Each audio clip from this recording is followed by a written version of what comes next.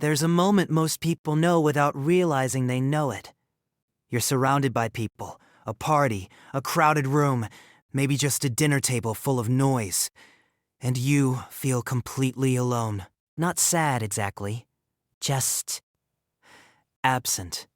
Like you're watching yourself from the outside, wondering how someone can be so present in a room and so invisible inside their own chest. Julio Iglesias knew that feeling better than almost anyone. And for most of his life, he did what a lot of us do when we encounter it. He ran. He ran fast.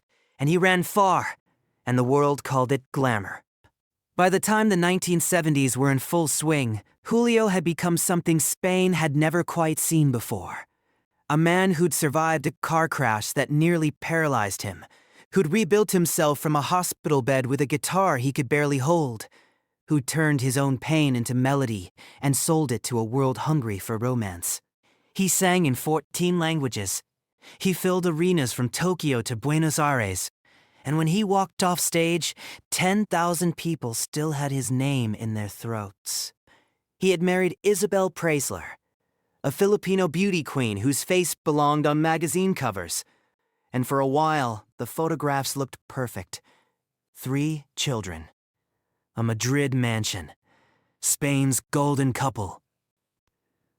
But photographs don't show what happens in the hallways at midnight, or what goes unsaid during a family dinner when one person's mind is already on the next flight out. Isabel wanted a husband. Julio wanted the world. Neither of them was wrong, exactly. They just wanted incompatible things. The tours got longer. The absences stretched into seasons. He would come home and feel like a guest in his own house, his children looking at him with a kind of careful politeness that children only give to strangers. By 1979, the marriage was over. Loud, public, and gutting in the way that only Spanish tabloids can make things gut-wrenching. What happened next is the part the headlines loved. City after city. Woman after woman.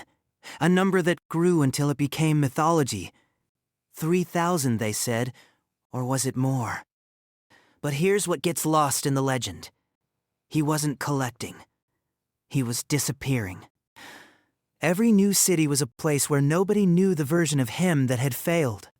Every crowd that screamed his name was proof that he existed, that he was real, that the emptiness he felt at 4 a.m. in a hotel room wasn't the whole story. He gave people romance from a stage. And in return, they gave him the only thing that made the silence bearable. The noise of being wanted. His son Enrique would later say something that cuts to the heart of all of it. My father was a stranger who happened to live in our house. That line doesn't read like cruelty.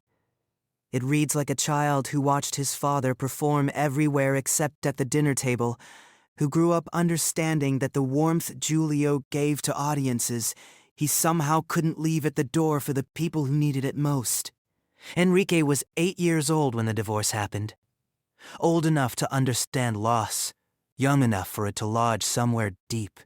He started writing songs at 15.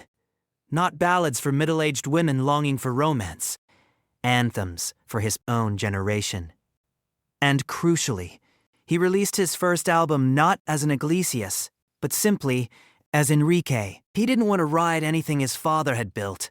He wanted to build something that would stand on its own, or fall on its own, without the scaffolding of a famous name. The album went platinum in Spain within weeks. America followed. By 1990 with Belamos, the son wasn't just successful. He was conquering the one market where his father had never achieved total dominance. The media understood the story they were being handed. Father versus son. Old world versus new. The Latin crooner and the pop king, both named Iglesias, both with the same magnetic pull. Both competing for the same limited space at the top. Every chart position became a referendum. Every interview asked the same question in different clothing. Enrique's answer when he gave it honestly was telling. I'm not competing with him. I'm trying to escape him. Not defeat his father. Escape him. That's a different thing entirely. Back with Julio, around the time Enrique was in his early conquests of pop radio, something else was quietly happening. In 1985, at a party in Marbella, Julio met a Dutch woman named Miranda Reinsberger. She was 20 years younger, working in public relations, and she had absolutely no interest in Julio Iglesias, the legend. When he approached her with the charm that had worked everywhere else, she wasn't dazzled. When he called the next day, she didn't rush to pick up. For a man who had spent years having the world run toward him, here was someone who made him come to her. Their relationship was slow and careful, in a way that Julio's life rarely had been. Miranda saw the man who called his children every week and wept when they didn't call back. She saw the stage god who was terrified in a quiet room. She loved him not, despite what he'd become, but through it. Through all the running and the noise and the myth, he'd wrapped around himself like armor. They didn't marry quickly. They waited 25 years, had 5 children together, built something daily without the formality of vows until they finally decided in 2010 to make it official. Around the same time, 2010, Julio had a minor health scare. Enrique flew to Madrid, not as a rival but as a son. And something shifted. Not dramatically. Not with the kind of resolution that makes for clean narrative endings, but genuinely. They talked about things that had nothing to do with record sales or Latin Grammys, about the divorce, about the absences, about what it feels like to grow up with a father who is everywhere in the world and somehow nowhere in your life. Julio, now in his 80s, still performs. His voice has aged the way great wine does. Not diminished, just different, deeper. There's something in it now that wasn't there in the 1970s.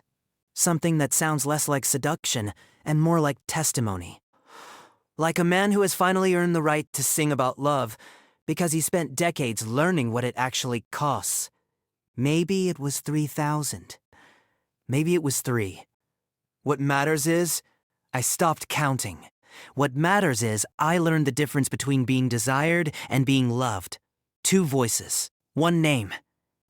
A father who built his empire running from himself. And a son who built his empire running from his father. And somewhere in the middle of all that running, both of them eventually stopped. Not because they found what they were looking for out there, but because they finally understood where it had been all along.